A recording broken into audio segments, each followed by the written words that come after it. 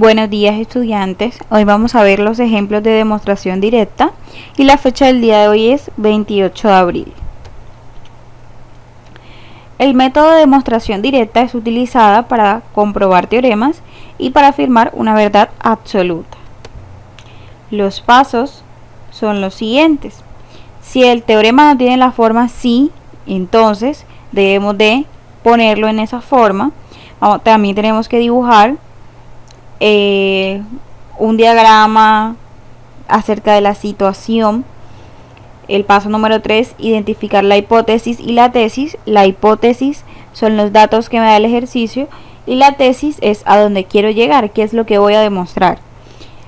También se debe idear un plan. ¿Cómo así? Pues hay que pensar, bueno, nosotros tenemos esto, queremos llegar a este medio, entonces por este medio A, por este método B y por este medio C, yo puedo llegar a lo que quiero demostrar.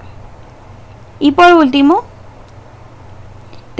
haremos una tabla que la vamos a dividir en dos partes, en las afirmaciones y las razones. Vamos a ver un ejemplo para entender más el tema. Ejemplo número 1. Cuando el ángulo A es congruente con ángulo B y el ángulo B es congruente con el ángulo C, también es verdadero que el ángulo A es congruente con el ángulo C. Listo. Ahí vemos el primer paso. En el primer paso me dicen que si no tiene la forma sí, entonces tenemos que convertirlo a la forma. Entonces podemos decir que si A es congruente con B y B es congruente con C, entonces, ahora viene lo que vamos a demostrar, el ángulo A es congruente con el ángulo C. Listo. ¿Cuál es el segundo paso que hay que tener? Pues hacer el dibujo. Ahí está, hice 3 ángulos. ¿Y qué tengo que demostrar? Tengo que demostrar que si A es congruente con B y B es congruente con C, entonces A es congruente con C. Listo. Hablamos de los ángulos. En la hipótesis tenemos que el ángulo A es igual al ángulo B. ¿Por qué? Porque la definición de congruencia significa de que los ángulos son iguales o los objetos son iguales. En este caso, como estamos hablando de ángulos, me refiero directamente a los ángulos. Y B, el ángulo B es igual al ángulo C. También me lo dan en mi hipótesis. Mi hipótesis dice, si el ángulo A es congruente, o sea, es igual al ángulo B y el ángulo B es congruente, o sea, es igual al ángulo C, entonces ahí viene mi tesis, lo que voy a demostrar. El ángulo A es congruente o igual con el ángulo C. Listo. Ahora ya ese es el tercer paso, saber cuál es mi hipótesis y mi tesis. Y ahora voy a idear un plan. ¿Cómo hago yo para coger los datos que tengo, o sea, la hipótesis, y llegar hasta lo que quiero demostrar? Entonces, por la definición de los ángulos congruentes se sabe que estos tienen igual medida. Claro, porque la definición de congruencia es esa, ¿cierto? Entonces podemos partir de ese medio. Y por último se puede utilizar la propiedad transitiva de los números.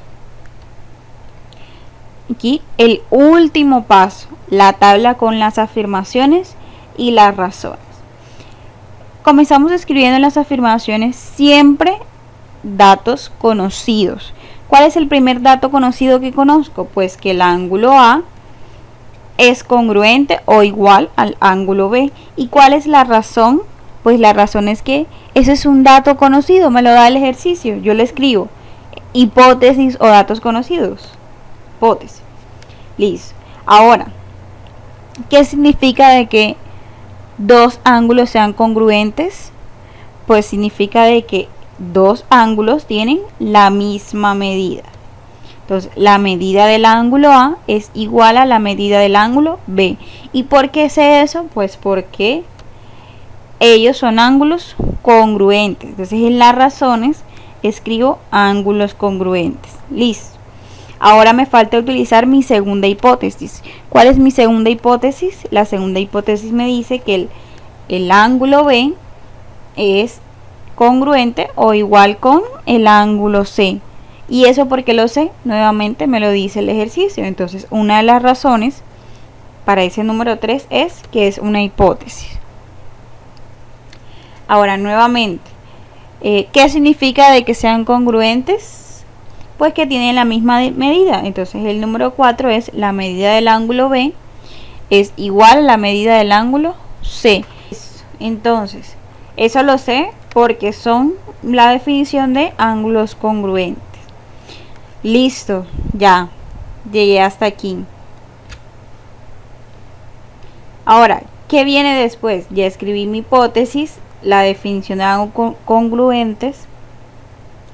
Ya escribí mi hipótesis, la definición de ángulos congruentes. Nuevamente la segunda hipótesis y la definición de ángulos congruentes. ¿A dónde quiero llegar? Quiero llegar a que el ángulo C es igual al ángulo A, ¿cierto? Esa es mi tesis, a donde quiero llegar. Pero por transitividad yo veo que si la medida del ángulo A es igual a la medida del ángulo C y en la número 4 me dice que la medida del ángulo B es igual a la medida del ángulo C, entonces por transitividad yo sé que la medida del ángulo A es igual a la medida del ángulo C. Y eso es la propiedad transitiva, ¿cierto? Y por último, la definición de ángulos congruentes, yo sé que entonces que el ángulo A es igual al ángulo C. Y terminé. Ejemplo número 2. Si los puntos A, B, C y D están sobre una recta de manera que B es el punto medio del segmento AC y C es el punto medio del segmento BD, entonces el segmento AB es igual al segmento CD. Listo. Lo primero que debemos de saber o de hacer es mirar si está de la forma sí, entonces. Y aquí yo puedo observar que está de la forma sí, entonces. Al principio tengo un sí y por acá tengo un entonces. Listo. Ahí está. El primer paso está contenido. Listo. Ahora el segundo paso es el dibujo. ¿Por qué yo sé que eso va así? Porque me dice que, primero me dice que A, B, C y D son 4 puntos y están sobre una misma red. Y entonces el punto B lo voy a escribir entre A y C. Y el punto C lo voy a escribir entre B y D. Listo. Ahí está el paso número 2, el dibujo. El paso número 3, cuáles son las hipótesis y cuáles son mi tesis. La hipótesis, B es el punto medio de el segmento AC y C es el punto medio del segmento BD. Y mi tesis, a donde quiero llegar, que el segmento AB es igual al segmento CD.